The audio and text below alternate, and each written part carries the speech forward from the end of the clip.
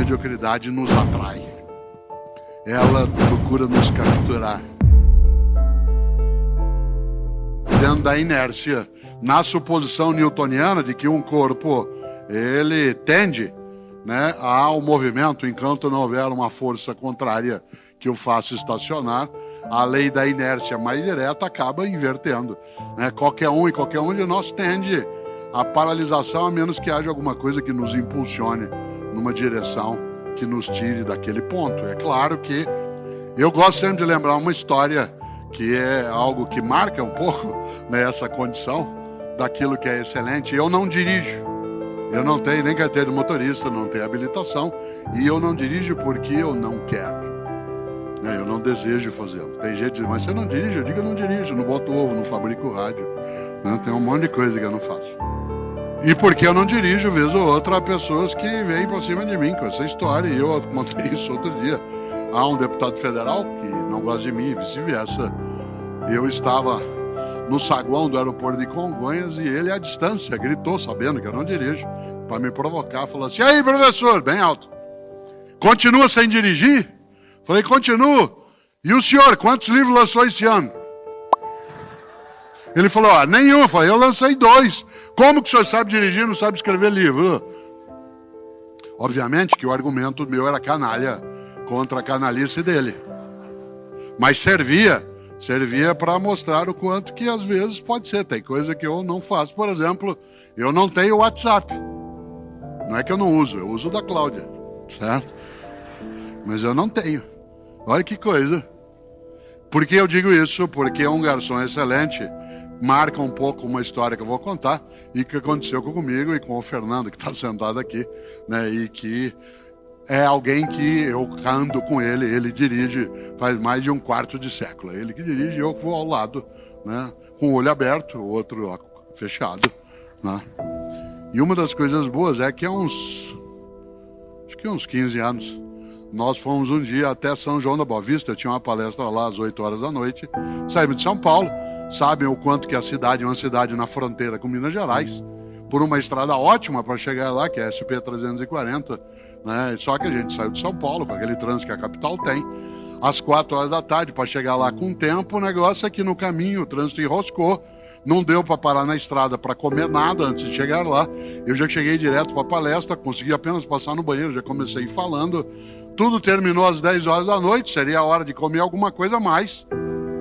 Não havendo pandemia naquele momento, havia uma sessão de autógrafos, que eu gosto de fazer quando é possível, né? E eu fiquei mais 1h30 autografando, tirando foto.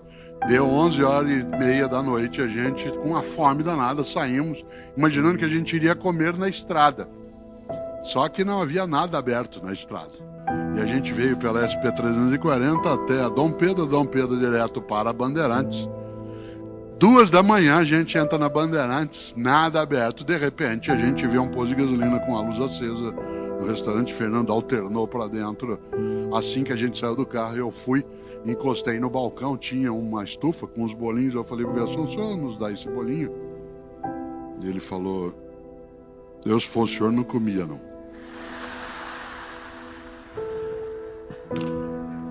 Isso criou um afeto entre nós imenso.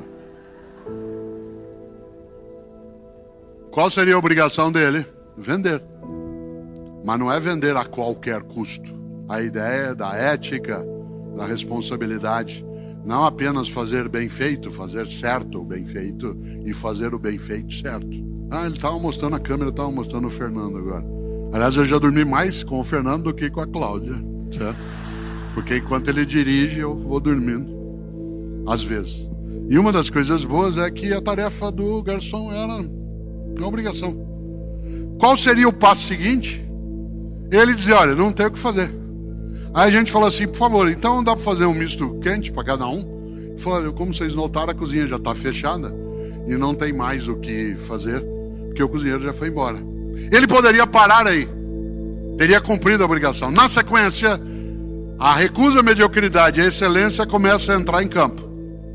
Quando ele diz assim, eu sei que vocês estão com fome, eu não tenho como fazer um misto quente, mas se vocês quiserem eu faço um sanduíche frio de presunto e queijo. Pronto. O que ele fez?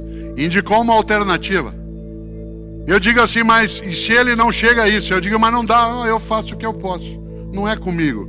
É o homem, o dono é que manda fechar. Não, ele foi e apresentou. Excelência é a pessoa que vai além, que ultrapassa. Por exemplo, eu gosto, né, de escrever livros, gosto de fazer palestra, gosto de dar aula, gosto de fazer atividades de rádio e TV. E cada uma delas eu quero fazer melhor do que eu fazia. Evidentemente que isso exige que eu me dedique mais a fazê-lo. Posso eu sentar, relaxar, distrair? Claro. E aí eu vou me habituando. Por uma razão. Uma pessoa excelente é aquela que tem uma conduta marcada por um conceito decisivo que é capricho. Capricho. Caprichosa é a pessoa que faz o melhor na condição que ela tem. Cuidado que em português a palavra capricho às vezes significa melindre. Mas eu estou usando no outro sentido. Uma pessoa caprichosa é aquela que faz do melhor modo dela na condição que ela carrega. Nessa hora, a melhor coisa é que nós sejamos capazes de recusar a mediocridade e buscar a excelência. A excelência na família, no trabalho, na política. Olha que coisa. O que é gente excelente? Você conhece gente excelente? Um garçom excelente, uma professora excelente, um médico, uma médica excelente. O excelente não é o melhor de todos.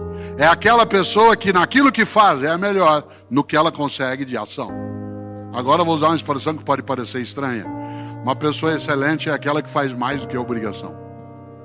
Não é aquela que trabalha sem recurso, sem salário, sem retorno. Fazer mais do que a obrigação é ter a obrigação como ponto de partida e não como ponto de chegada.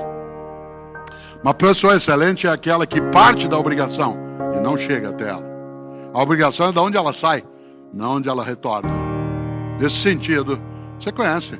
O que é uma médica ou um médico excelente? Qual é a obrigação de uma médica ou um médico? Te examinar, fazer uma anamnese, fazer um pedido eventual de exames, fazer algum tipo de prognóstico, passar uma receita.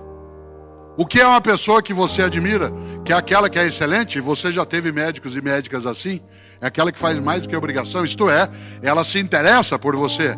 Ela não olha você como uma doença em alguém, mas como alguém que está com alguma perturbação. É aquela pessoa na área da medicina que você nota que ela não olhou o teu histórico só na hora que você entrou no consultório. Quantas vezes você entra no consultório, às vezes, de um médico, uma médica, ele puxa uma ficha daquela envelopinho pardo, onde ele mesmo ou ela mesma anotou coisas, e te pergunta uma coisa estranha, o que você está tomando? Fala, bom, estou tomando o que você mandou tomar, que está anotado aí, que você anotou. Inclusive, a ideia de tomar me sugere algo agora, de maneira irritada. Você nota que a pessoa não olhou, que ela não te acolheu. Diz, mas ela não tem tempo, porque ela precisa, atenção, é fazer o teu melhor naquela condição, enquanto você não tem outra condição para fazer ainda melhor. Evidentemente, nessa hora, volto a esse ponto. O que é uma professora excelente? Quantas e quantos tivemos uma professora de história, que na sexta-feira, na última aula, nos encantava. Ela nos levava a coisas que a gente gostava. Você até dizia, hoje eu vou ter aula de história. Aquela aula que quando acabava, a gente fazia assim, que não era falso, não era cínico. Porque em vários locais, às vezes você diz, vai acabar, e diz, mas não é um sincero, né? É um falso. Mas aquela professora excelente fazia mais do que obrigação. Ela não apenas passava um conteúdo. Você conhece um atleta, especialmente um jogador de futebol, quando ele é excelente ou ela é excelente? É só você observar. É a pessoa que faz mais do que a obrigação, que é capaz de ir atrás, de buscar, escavar, voltar de novo, caprichar no que tem que fazer, em vez de simplesmente dizer, bom, tudo bem, eu faço o que eu posso. Olha só. Um garçom excelente, uma garçonete excelente. Qual é a obrigação de um garçom? Você, quando vai a um lugar, você gosta de ser atendido por alguém que você conheça, que você considera excelente. A obrigação qual é?